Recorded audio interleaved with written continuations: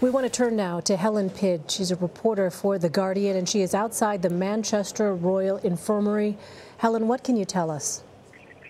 Well, ambulances continue to arrive at the hospital this evening. It's coming up to 2 a.m. local time, so it's quite late in the night. There's still not a lot of confirmation from police, other than, as I'm sure you already know, that they've confirmed that 19 people are dead.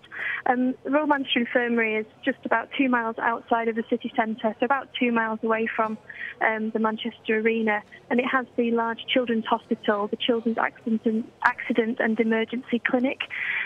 So we've seen ambulances pull up here, and staff say that some of the casualties are children. And earlier on this evening, I was outside the arena in the city centre as people were streaming out, shocked and crying, and there were a lot of children, you know, sort of 10-year-olds, 11-year-olds, clearly absolutely shell-shocked at what they had seen. And are there family members around you, or do you see any concerned relatives there arriving at the infirmary? Well, people are arriving, but I'm sure you'll understand that the hospital staff are keen to keep those people away from the media at the moment, when they're sort of searching for information, just trying to find out if their loved ones are here.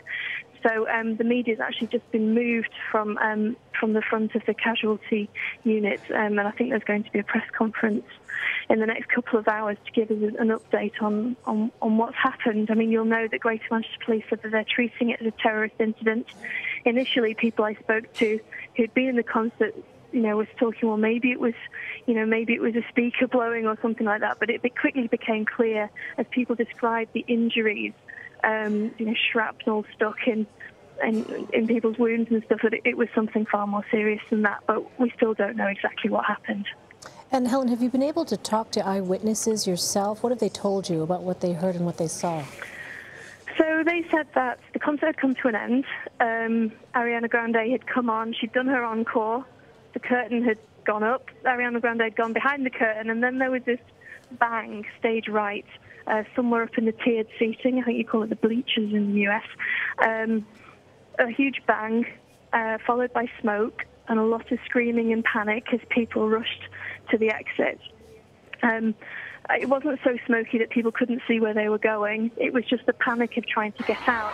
This arena is located inside a train station, one of Manchester's main train stations. So it's not as if you just kind of pour out into the street. You actually come out into a train station. And then people were describing walking wounded, people being carried out by security staff. And obviously we know now that some of those did not survive. Whatever it is happened in the arena this evening. And Helen, what do we know about security procedures for people who were entering the arena? Have you been told anything about that? I don't know. Yeah. I don't know. I mean, these days, if you go to a big concert, then there's always some sort of, bag search at least. Last time I went to a concert there, but I couldn't tell you what the arrangements were this evening, I'm afraid. And Helen, you said you had been seeing ambulances arriving there at the infirmary all night. Are you continuing to see those ambulances now, even as you pointed out, we approach right now the 2 a.m. hour? Well, to be honest, I've been moved around the corner, so I don't know if they're still arriving right now. I've come inside to talk to you. I see. And in terms of information there is a news conference expected, you say? Yeah, it could be, or they could have just tried to get journalists out of the way and put us in a room. I'm not entirely clear. I mean, at the moment, it's still very much a crisis situation, and they're trying to piece together what's happened and obviously saving lives where they can. So I think press conference isn't their immediate priority right now.